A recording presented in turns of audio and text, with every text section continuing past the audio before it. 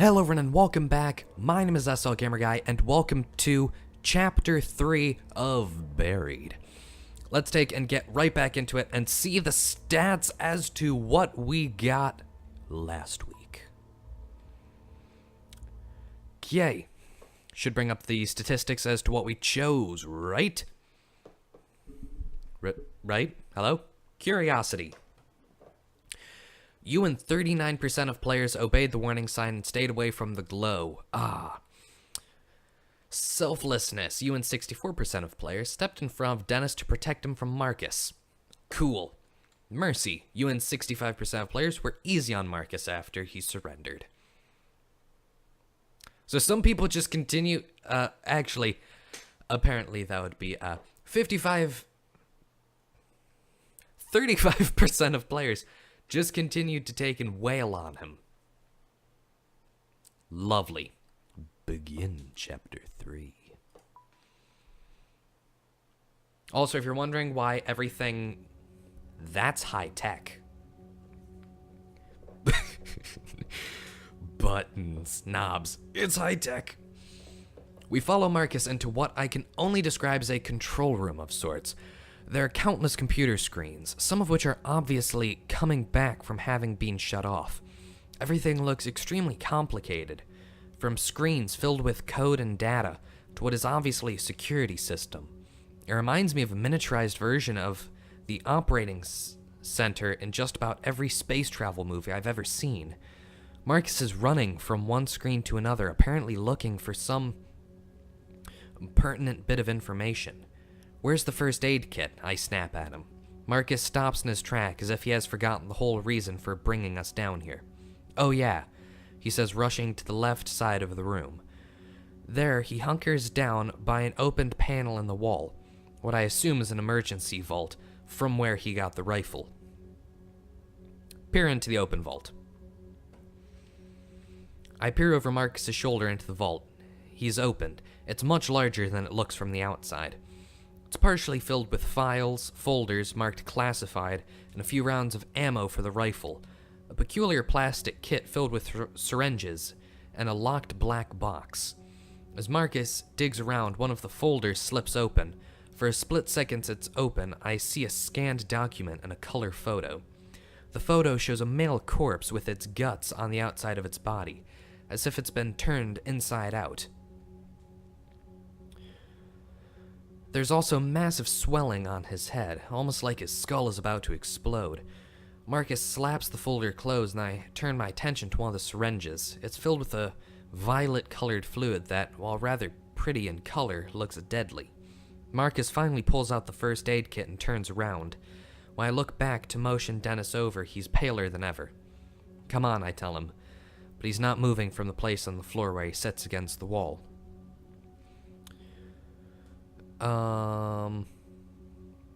I slide the first aid kit over to him and go scrambling to his side. Between the struggle for the rifle upstairs and arriving in this room, he's faded fast. I struggle to lift his shirt up and then over his shoulders as the dried blood holds it in place. The mere act causes him to grimace. This might hurt a little, I tell Dennis. He only nods. He doesn't seem to care. And sorry, I'm looking over at my recording software. And yes, everything seemed to be recording well. Let's go. Should we rip it off like a band-aid? Yeah, let's just do it gently, maybe? I don't know. You decide to pull off Dennis's shirt gently. I lift the shirt off gently and it makes a sucking sound.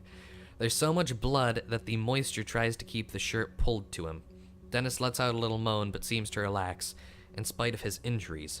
With the shirt fully removed, the extents of his injuries become more clear. His wound is more visible now, although it's partially hidden by the blood that has started to clot around it.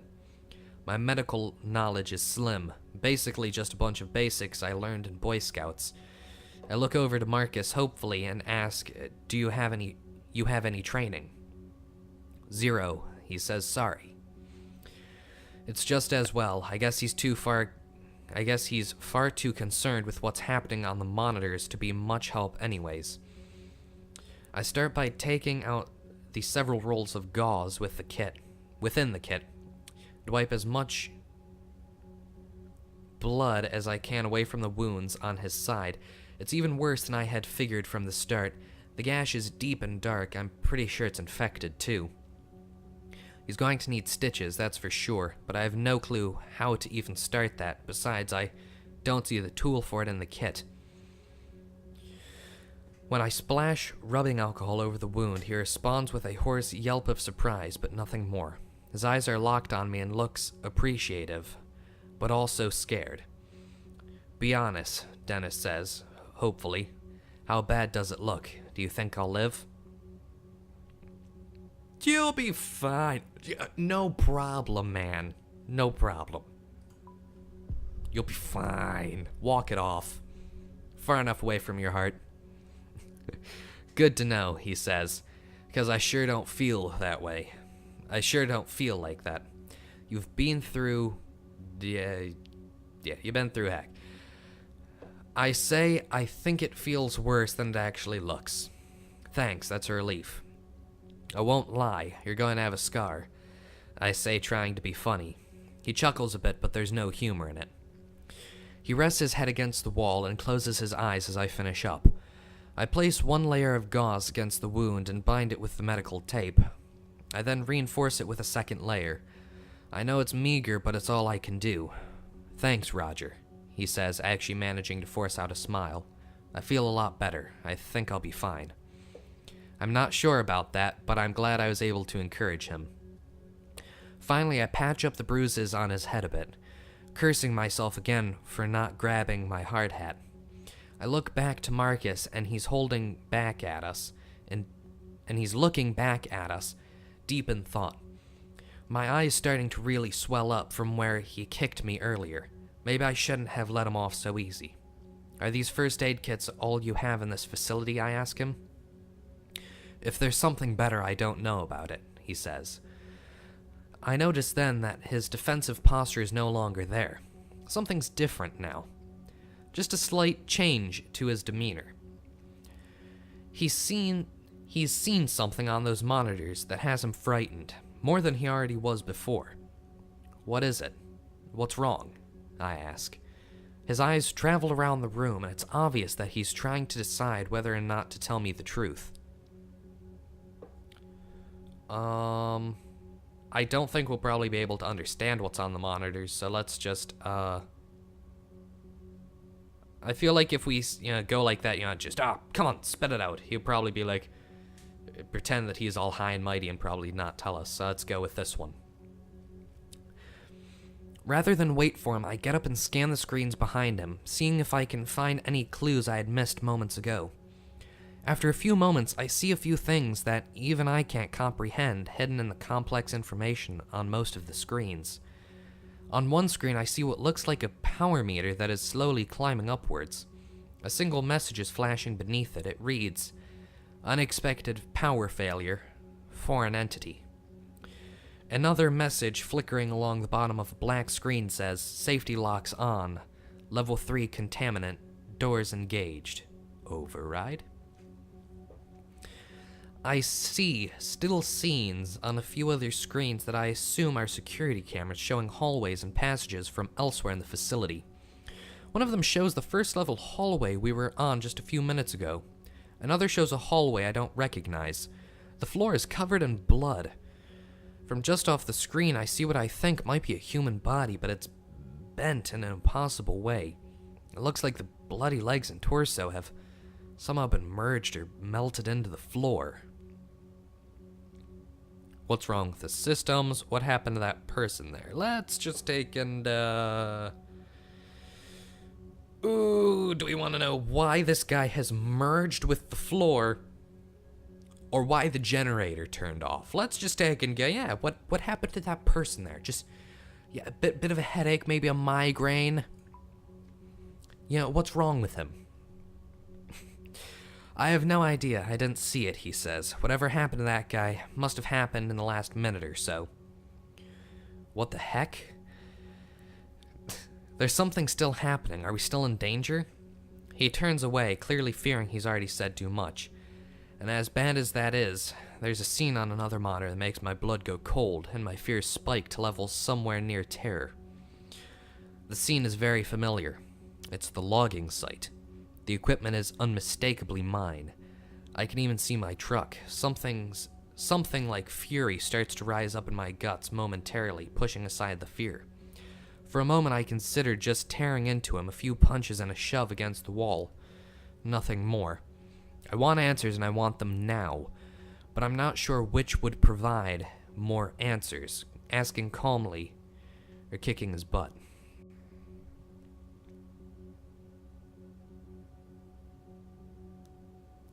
Yet again, I don't think that Marcus responds well to violence.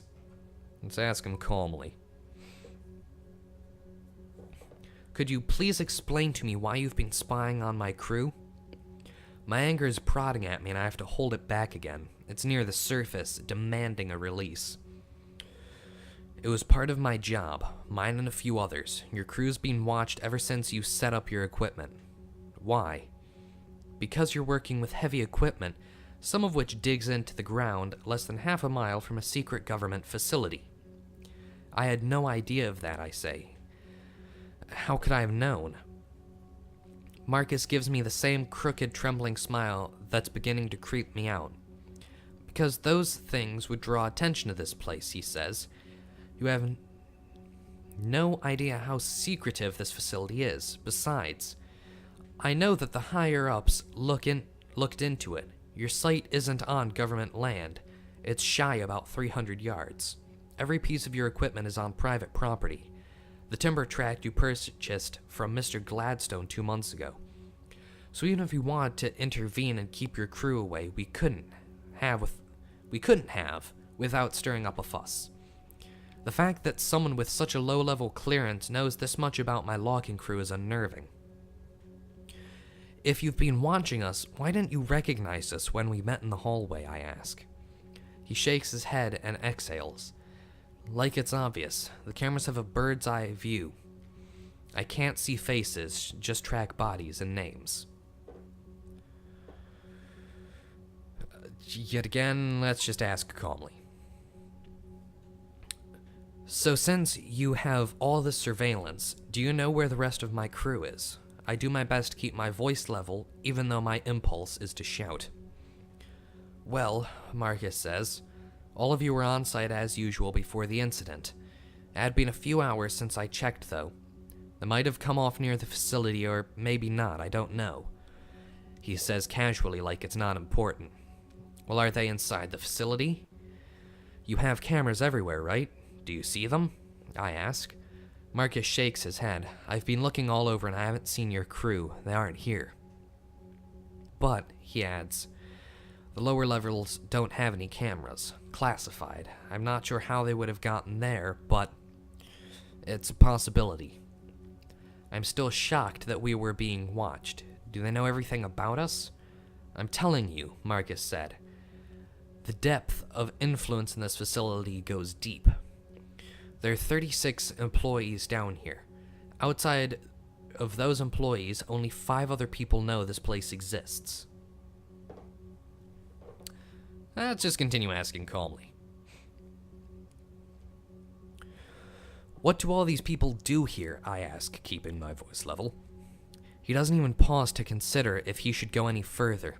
He actually laughs when he gives me the answer. I honestly don't know everything, probably very little, but what I do know is that it is more than Black Ops. What does that mean, I ask? There's scientists here who have been disowned by their own governments because of the nature of their work. You get it now? I don't, not at all. But I don't want him to know about that. You said there are 36 employees, I say. Where are they now? He shakes his head. As far as I know, everyone else is gone. Gone where? He points to a screen that still informs of an unexpected power failure and cringes. If this power failure was not corrected in time, there's no telling. But they're here in the facility, right? I ask, hoping someone will be able to help Dennis better than I can. I just don't know, Marcus says. It could be anywhere. Look, I say, furious with the way he's talking in riddles. I don't... Yeah, gosh, Dennis says. I look over to him, and he looks as pale as a ghost. He stood up, and his eyes are locked on the monitor closest to him. What? I ask him. He simply points to the monitor and then looks away. I look to the monitor and see the logging site, but more specifically, I see the overturned dozer and the legs sticking out from under it, wearing work boots, right where I left him. Tony. The fact of his death seems abstract almost, like it happened in some other world or a very long time ago. I know that you already told me he was gone, Dennis whispers, but it's different actually seeing him.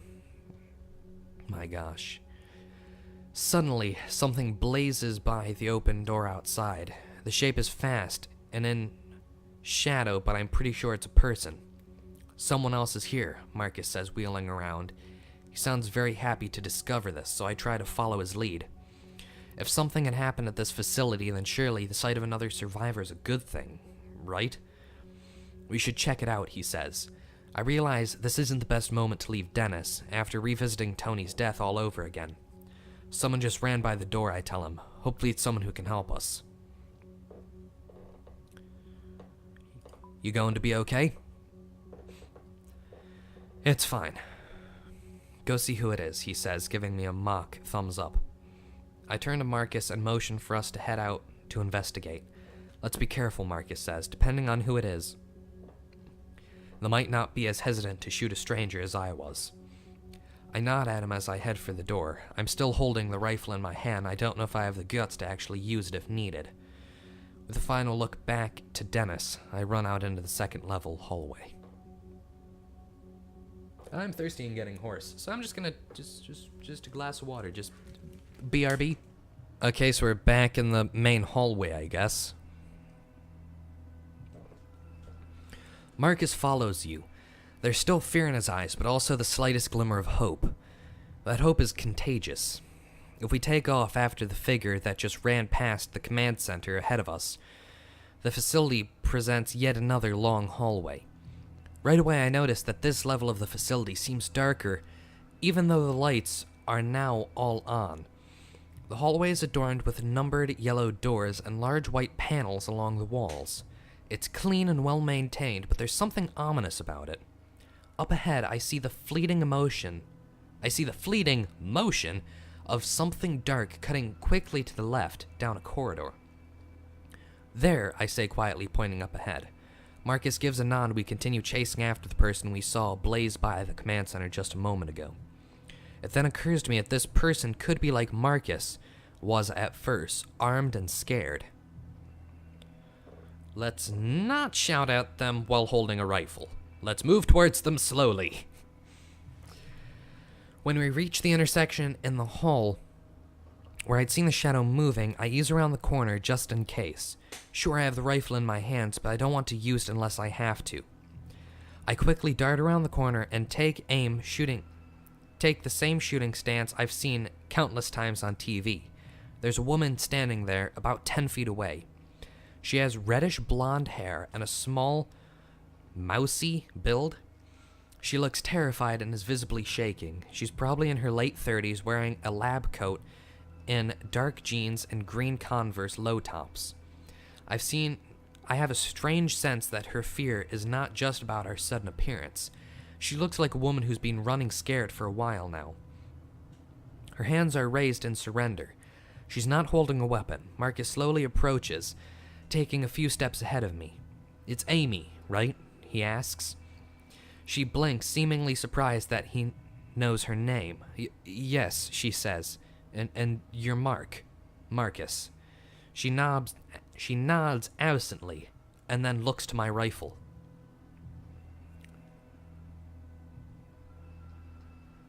I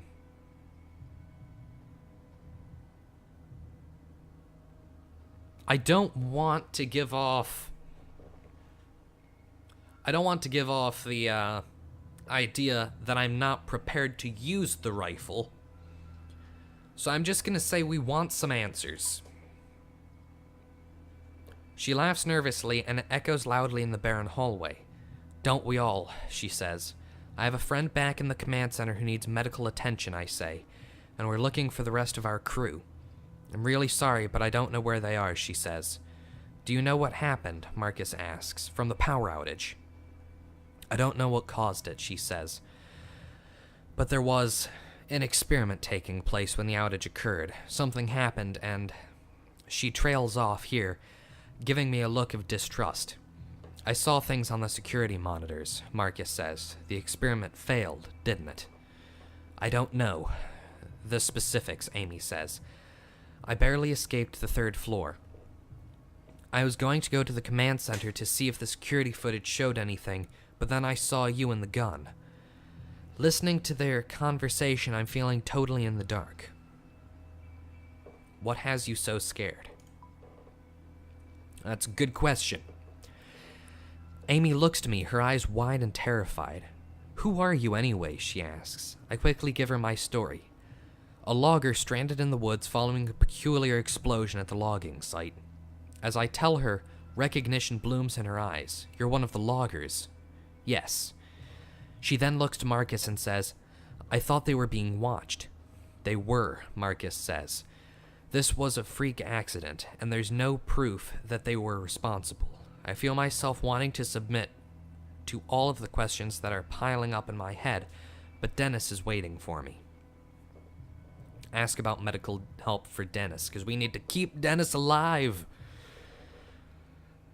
I decide that despite my curiosity, I need to get Dennis help as soon as humanly possible. Look, is there any medical help to be had here or not? I ask. Probably, Amy says, but you'd have to find Colonel Barksdale. He knows where all of those sorts of supplies are. And where is he? Where is everyone else? I ask. At this, Amy starts to weep. She falls to her knees as if someone had struck her from behind. Gone, she says. Some were killed, and some were just... I don't know, they disappeared right in front of me. Disappeared? As in just like magically teleported? Yes, she answers. They were here 1 second and gone the next. Just, she snaps her fingers together for effect. Gone. Wait. Gone. Something's here with us, Amy says. We were conducting an experiment and it went horribly wrong. Something came through. Came through what? Marcus asks. I don't even know that much. An entity. But whatever it is, it's still here somewhere. Amy responds. How could you not know? Don't you have full security access, I ask? No, I have access to almost everything. But there's 2 levels of security beyond my clearance. So what do you suggest we do now, I ask? I'm not sure, she says, wiping her tears away. But if you want to find your crew, we need to find Barksdale. He's in charge. Where is he? I ask. Down on the 3rd level, in the hangar. Then let's go. It's not that easy. Amy says, again looking to the rifle in my hands. Why not? Like I said, something came through when the power went out. There's several of them, all roaming the 3rd level. What came through? All I know is that the others referred to them as entities. Amy shudders as she recalls the horrors she's seen. I don't even know how to describe them. I didn't get a good look, Amy says. All I did was run for my life. Behind me, I just heard screams. I know it's not very scientific of me, but I didn't feel like sticking around to learn more. She's right, Marcus says, stopping my train of thought. The things I saw on the monitors, it was crazy. This is insane, I bark. I'm going to the 3rd level to find this Barksdale guy. Thanks for your help. Wait, Marcus says. I'm sticking with you. If we want to get out of here, we have to find Barksdale, right? Yes, but Barksdale's on the 3rd floor, and it's too dangerous to go back there, Amy says. I figure I'll let them make their own decision. In the meantime, I start heading back to the command center to get Dennis. Before I get there, I hear footfalls behind me getting closer. I give Amy a questioning look, and she quickly looks away, clearly torn. Neither one of you know your way around here, she says. Looking for Barksdale on your own would be suicide. Liked or not, she has a point. Fine, I say. Then let's get Dennis from the command center and head down together.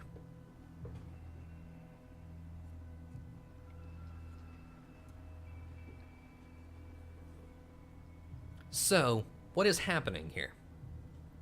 Amy is some sort of scientist. Marcus is an IT guy. And then Dennis is about to die. So, and then Barksdale is a scientist / knows something about medical stuff, I guess? I don't know. So, I guess they made it sound like there was some sort of a portal, and something came through the portal. What came through the portal, and why was there someone, I guess, merged with the floor? Okay, let's just continue and find out. Why not?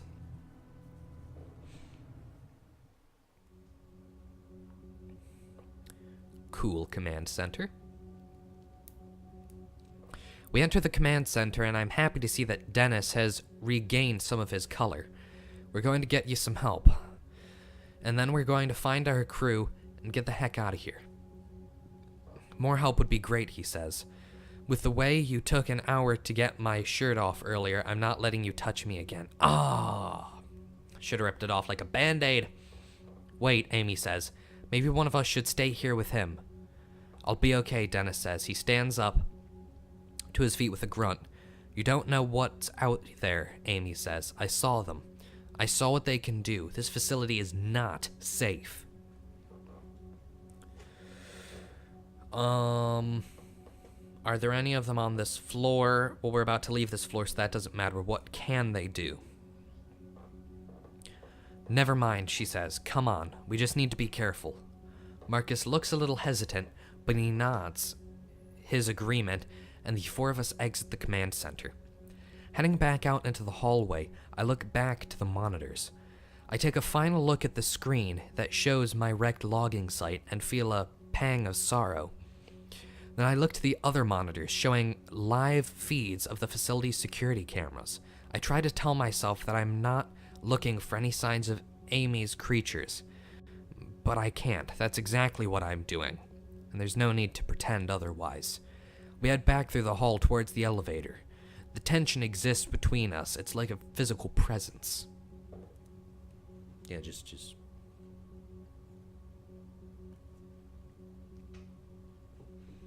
I feel like I'm one of those people that could very easily drink like you can get water poisoning if you drink way too much water. I feel like I'm one of those people that could happen to. I can drink like 1.5 gallons of water a day easily. So I try to keep it down. Okay, continue.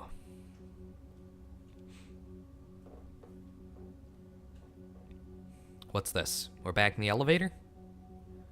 So we're on level 2. We step inside the elevator, and those pristine doors close. Inside the elevator, Amy seems to become much more guarded and distant from us. I want to assure her that I mean her no harm, but I'm also not going to put the rifle down. So you have pretty high clearance in this place, right? I ask her. That's right. So what kind of experiments are we talking about? What went wrong?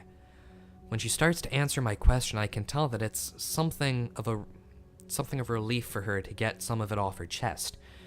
There's been a lot of work on a project taking place here over the last 3 years or so. The purpose is to find out if there's any real viable science behind point-to-point instantiation. Like teleporting? I ask. Oh my gosh, Marcus says. I had no idea. I knew there's some weird stuff here, but nothing this insane. It's really not all that insane, Amy says. We found our first major breakthrough about 9 months ago. We were able to transport a live rat from its cage on a level 3 to a small lab in New Mexico. The trip took the rat 5 seconds. Are you kidding me? Dennis says. I can tell that he wants to sound as if he's mocking the idea, but he fails. He's scared. Not at all, Amy says. The problem was that when the rat arrived, its retinas were detached and its intestines were on the outside of its body. That poses slightly problematic for teleportation. Whenever you teleport, you want to arrive somewhere in one piece and in the correct order. That's the problem. What does this have to do with us now? Did you ever perfect it? Well, no, if all of this happened, you didn't perfect it. It failed. What does this have to do with us now? Well, about 6 months ago, we successfully made the same experiment. The rat arrived in great health, and this time in just 3 seconds. Still, one of the things that we needed to tweak in order to make up the process completely safe was how to figure out how to keep the subject on a straight course. When the matter is being transported, not only are its atoms being unknit and then put back together upon arrival. Unknit? Yes, deconstructed and translated through space. It's the only way we know how to do it right now. The issue, as I said, comes in keeping the deconstruction subject on a straight course to its destination. When the process occurs, we are deforming space-time. We are creating a shortcut through space, and that has risks. Why exactly? Dennis asks. Because there are more dimensions in space than the 3 we exist on, she explains. There's some evidence that there are as many as 10. So when you send the rat to New Mexico, it's traveling through another dimension to get there, I ask? Basically, and because of that, we're trying to get a better understanding of what those other dimensions are capable of. Things that a great deal of the population would be scared of if they knew what we were doing, hence all the privacy. Then today, the power went out as we were right in the middle of an experiment. Something happened. What, I don't know. She's speaking with the authority of someone who knows what she's talking about. So, as in the 3 dimensions, as in like X, Y, and I guess Z making our dimension, like 3 dimensions physically. So are they saying that, like, if you were to take and deconstruct it and then ship it through, you're like tearing a portal in space-time in 2 locations and then pushing it through and hoping it gets to the other side in one whole piece?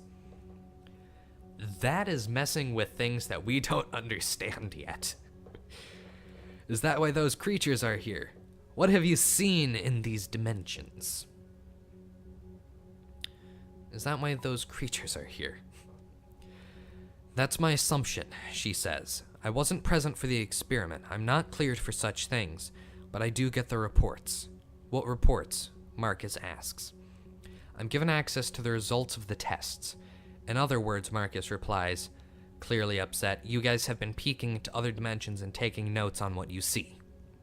I can't believe I've wasted my life for this, he murmurs to himself. He looks like he's starting to freak out. Amy is quiet. Her expression indicates that she's waiting to see how I react to all of this.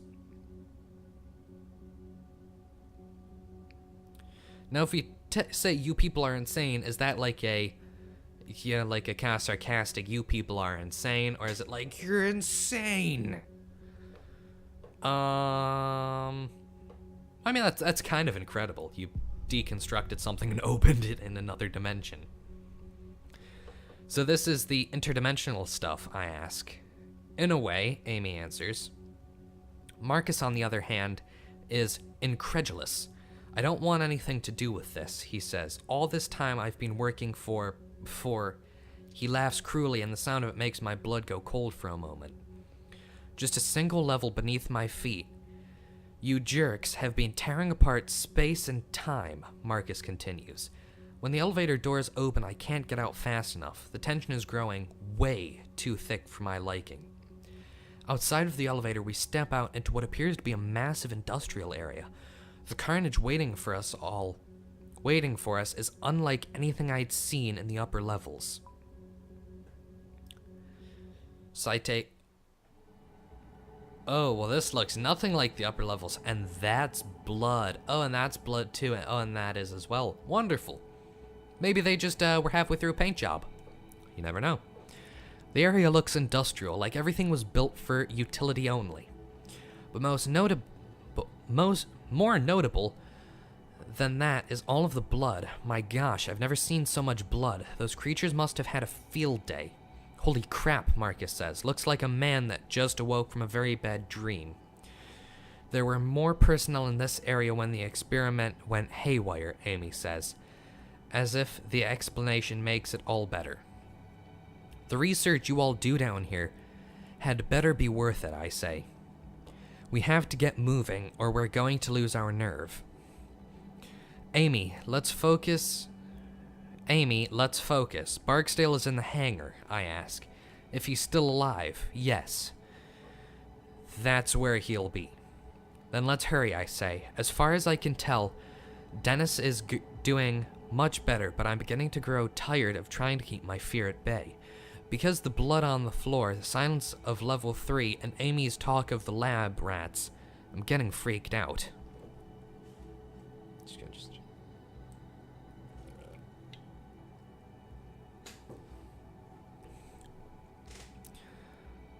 I'll go first. Stay behind me. Well, I have a gun, so it only makes sense that I go first. The four of us start walking ahead with me in the lead. We stop walking when we come to the remains of what looks to be 3 different people. It's hard to tell how many bodies there were because they've been torn to shreds and are distorted. 2 of the bodies look as if they've been fused together. Another man looks to have had his legs welded through the floor. I can see this man's face. He died in an abject state of horror, his mouth pried open in an eternal scream. Let's just keep moving. It's simply too much. Worse than that is the fact that we have just started our journey through level 3. If there is worse waiting up ahead, I don't think I'm going to be able to make it. Dennis steps up beside me and then he speaks. His voice is soft and flat.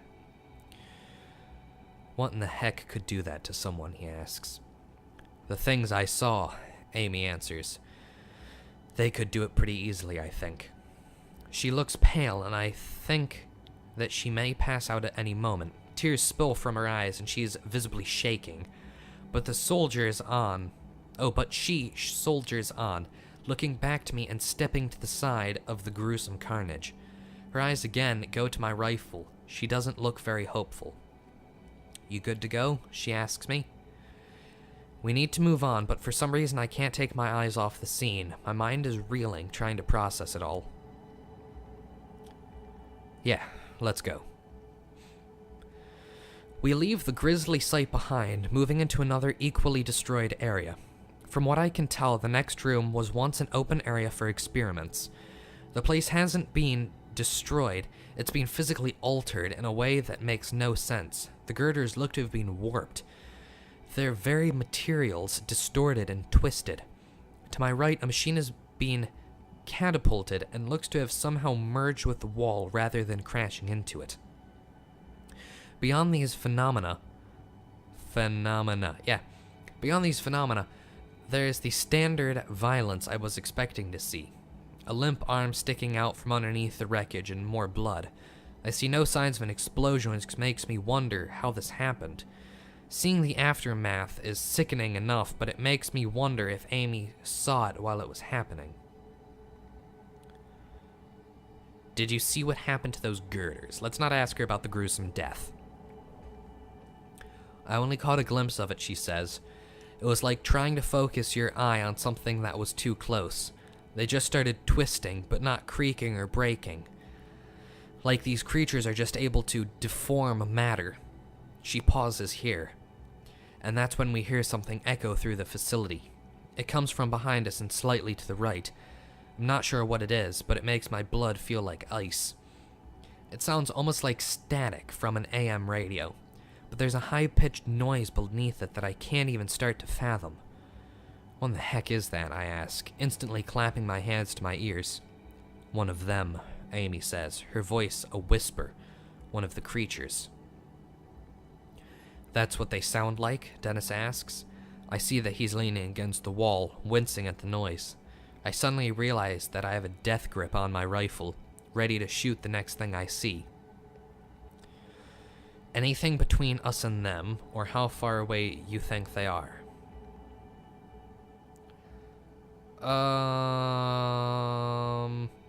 Anything between us and them.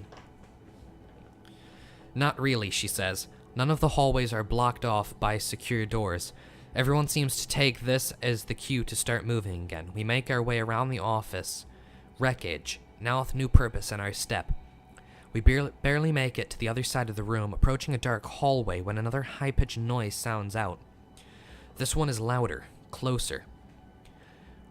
We all share a terrified look, and I can tell that Amy is on the verge of losing it. I grip the rifle tightly as we head towards the hallway in front of us. Can you kill these things? I don't know, Amy says. Dennis speaks up, his voice like ice. Then let's haul butt, huh? No one says anything after that, but I can feel the presence of terror around us, pressing in on us like some new violent gravity.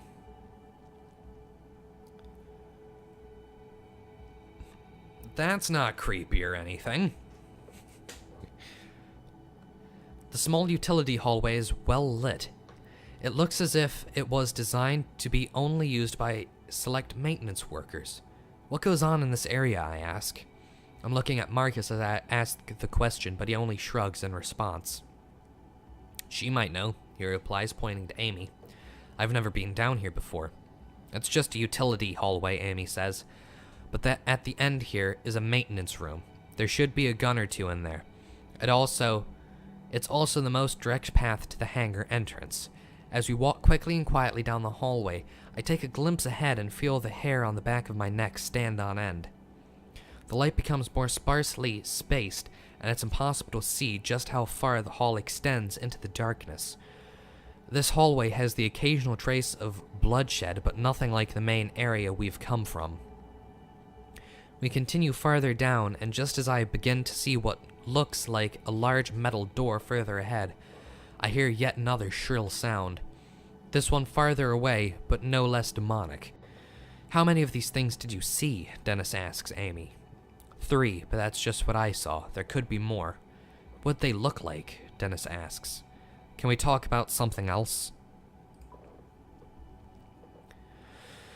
Like how my ex-husband was right when he said my job would kill me, Amy asked before letting out a near hysterical giggle. Because I keep hearing him in my head. I mean, I'm sure he didn't imagine this exact scenario, but still. Heavy. Oh, I see. Heavy. Commiserates Dennis. I'd really like to just find Barksdale, I comment. I just start to walk forward, hoping to break them out of their discussion. As we make our way to the hangar doors, another high-pitched noise rings out, angrier now. Amy stops walking, causing all of us to stop and turn to her. We have to do something to slow these things down, she says. No, Marcus snaps. There's no time. We need to distance ourselves and get to the hangar. Fast. Amy ignores him, deep in thought. There's an old hydraulic door set into the wall right here, she says. Hasn't been used for years, though. She looks to me, pleading her case. Together we might be able to pull it closed behind us to keep these things back. Those old hydraulic doors weigh a ton, Marcus says. There's no way it'll work. Roger, Amy says. What do you think? They have a hard time getting to us if these doors are locked. Look, Marcus shouts, turning to me. We need to get to the hangar now. Let's take and close the doors first, because it is distancing ourselves. If we can keep them at bay for even just a few minutes, it will help us. Let's close the doors. Darn it, Marcus says. We don't have time for this. Amy ignores him and starts feeling along the hallway wall for a groove. Dennis and I start looking as well. A minute passes, then a small metal frame that runs from the floor to the ceiling. Is that it? I ask. Yes, Amy says. I look to the floor and see an old metal track that runs along the frame. Let's move it, I say. Amy, Dennis, and I start pulling as hard as we can, but it barely budges an inch. Behind us, that static noise rings out again. My heart seems to stutter, and Marcus lets out a little whine. We're running out of time. We need to go, Marcus screams. Those things are getting closer every second. Then help us. Get off your butt and do something. It won't make a difference, he says. Shut up and help us move. And help us. Then we'll find out. That could, meant to sound intimidating. It didn't. I shout reluctantly. Marcus walks over and grasps the door. We all groan as we strain to pull. It starts inching slowly, and then begins to move steadily. Once we get it started, it slides easily. As we near the wall, closing off the hallway behind us, I think I can see the merest glimpse of an odd illuminated shape in the darkness. It cuts off by the slight thump of the hydraulic door being pushed against the frame in the opposite wall. Amy turns a lock into place. Great, now let's haul it, says Marcus. We all turn and get moving again. Still feeling unsure about our prospects. The fact that yet another shrill noise sounds out elsewhere in the facility is not calming. Then there are two of them. It's almost like they are calling out to one another. The doors to the hangar sit up ahead like the entrance to some enormous labyrinth. Well, where's David Bowie when you need him? That was a labyrinth, David Bowie. Okay. When we reach the hangar doors, I get a true sense of how impenetrable they are. A computer terminal is mounted on the wall nearby and has a blinking red light. Any idea what this means, I ask? It's an automatic lock, a failsafe from the lockdown, Amy says. I've never been down here before, Marcus says. If I had known this door was here, I would have opened it earlier. How? Amy asks. The fear in her voice is more present than ever. From the command center, he says. You need to override from there first. Then we use this terminal to open the hangar doors. The command center on the second floor, I ask? Yeah. Amy shakes her head and lets out a nervous laugh. Are you kidding, she asks. We just pulled that hydraulic door and blocked off the hallway, remember? If we want to get into the hangar, we have to get back to the command center, Marcus says. Isn't there another way?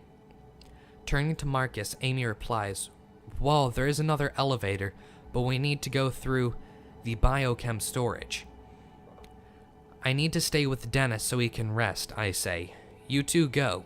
You know your way around this place, and you know the controls. Marcus? Oh, and you know the controls, Marcus. Fine, Marcus says, but we need to be armed.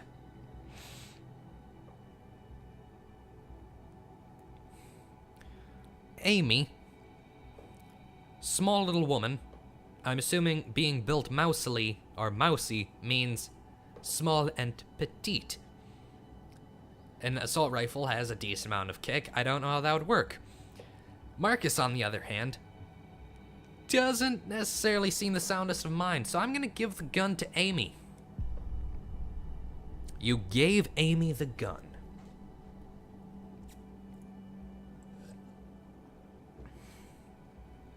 I hand Amy the rifle and she turns to go. Marcus gives me a concerned look but follows along behind her. Once Amy and Marcus make it a good distance down the hallway, Dennis lets out a nervous laugh. And then there were two, he says. Dennis looks much better, but he still needs to use the wall to stay standing. Didn't Amy say there were guns and emergency kits in the maintenance room near the hangar doors, I ask? Yeah, I think so, Dennis says, looking exhausted. I look ahead and see a door to the right that reads maintenance. Might as well give it a try. I go to the door and try to open it and find that it's locked.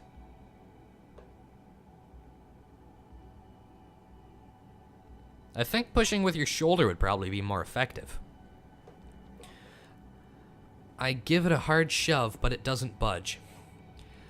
I'm about to try again, but that's when I hear a gunshot from just down the hallway. My first thought is that Amy and Marcus have come upon one of those things, one of those monsters. But I don't hear any of that strange static sound. I've come to associate with them. Alarm bells go off in my head, and before I know it, I'm heading back down the hallway, away from the hangar doors. Stay here, I'll be right back, I whisper over my shoulder to Dennis. See if you can figure out how to get into that maintenance room. Where are you going, he asks. I don't bother answering him as I bound through the doorway where Amy and Marcus went. Continue. That's creepy. As I enter the biochem room and start walking between the massive silos, I wonder what classified chemicals could be inside of them. I'm fully expecting one of Amy's creatures to come flying out from the intersection of halls up ahead. I think I overheard a voice, a woman's voice. It's Amy. Stop, let go of the gun. I run ahead so fast that I almost trip over two people in a life or death struggle. My mind tries to process what I'm seeing, but it makes no sense, none at all. Marcus is wrestling with Amy, trying to take her gun away. When this doesn't work, he throws her to the ground and starts choking her. Her face is turning purple and her eyes look like they might pop out of her head. Marcus sees me coming out of the hallway, but acts as if he's doing perfectly normal. We've got no time to stop and ask questions. Let's just take and stop him. I start rushing towards him before I really know what I'm doing.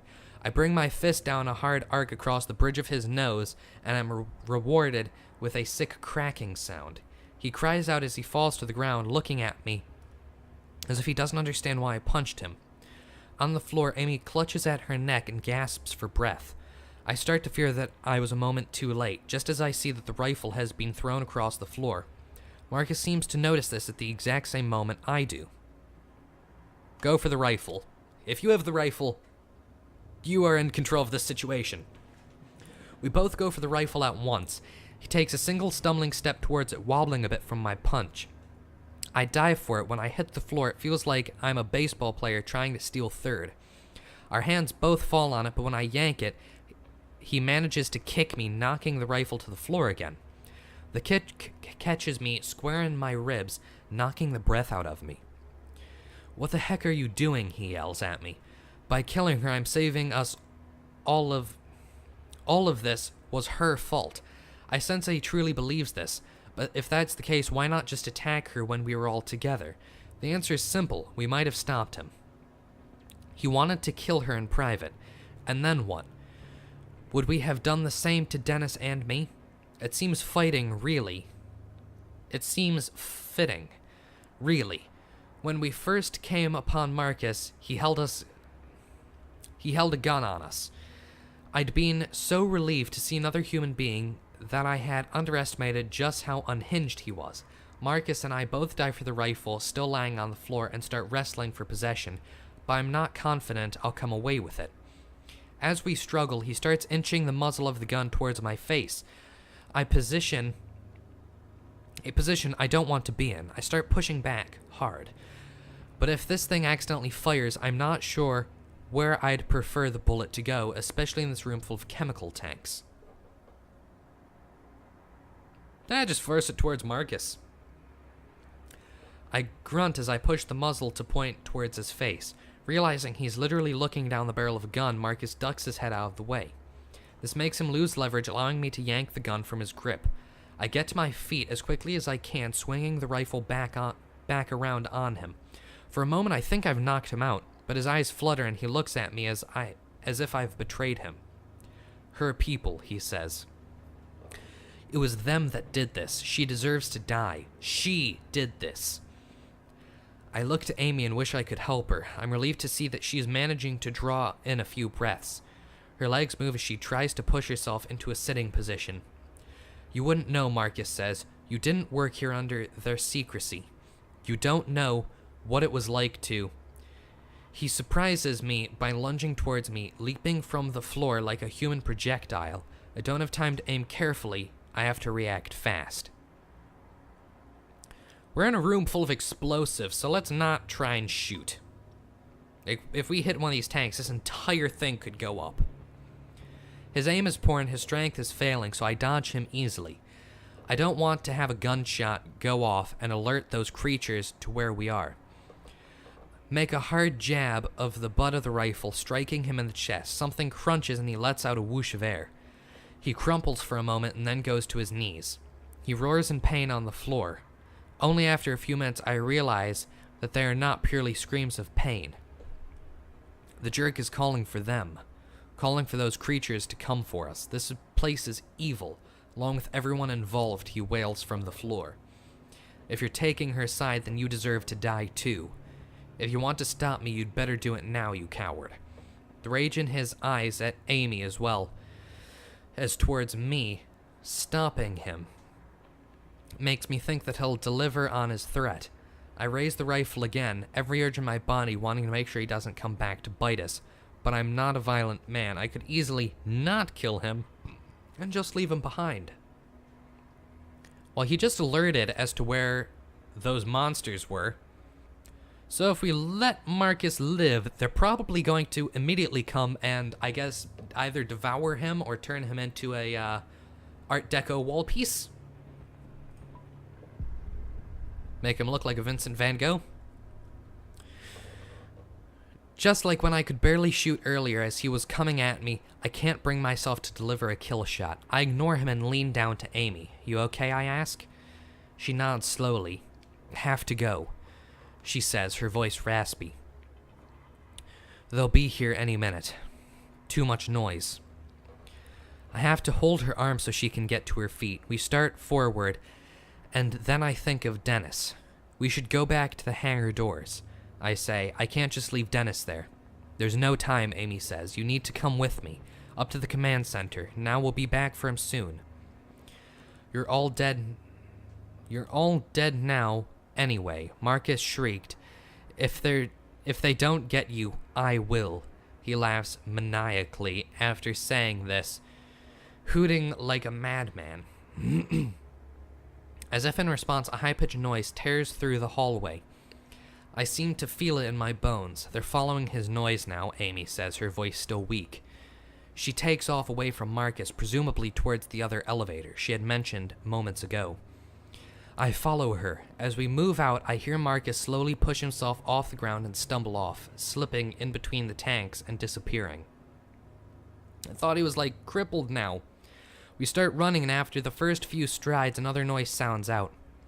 Sounds mechanical, but at the same time it also reminds me of recordings I've heard of whale songs. A sound of metallic creaking and crashing echoes through the door I came in through.